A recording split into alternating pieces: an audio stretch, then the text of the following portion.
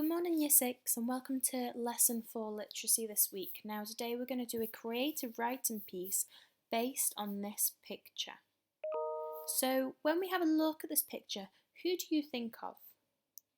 What do you want to thank them for? How is what they're doing important? Okay, before you continue on to the next slide, what I'd like you to do is, if you've got a piece of paper to hand, or you've got a laptop or an iPad or whatever it is you're doing your learning today, I'd just like you to make some notes on who do you think of when you see that picture. If you pause the video here, and when you're ready to move on, unpause.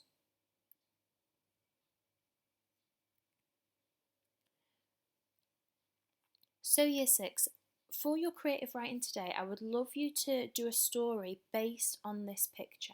Now, it doesn't have to be a story, it could be like a letter. I would just like you to do a piece of writing based on this picture, the picture of the piece of paper saying thank you. So here is your opening to the story. Thank you. 2 simple words, but such a powerful message. ... Now, there's quite a few things I'd like you to think about for your success criteria today. So number 1 is some interesting vocabulary throughout. Your second thing to think about is having a semicolon sentence. Now, there's been 2 lessons this week based on semicolons, so I would love to see you try and put them into practice and include a semicolon sentence in your writing. I would like your writing to be in present tense throughout, so you're writing it in the present tense, you're thanking somebody now. And finally, recapping your learning from last week, I'd like you to include a complex sentence with a subordinate clause.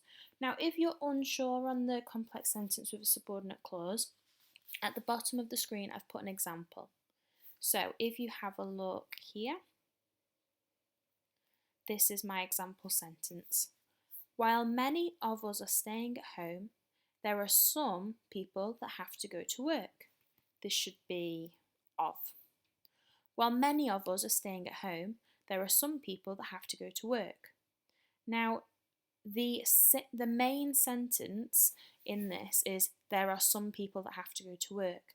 The subordinate clause is adding some more information at the start of the sentence. So, while many of us are staying at home.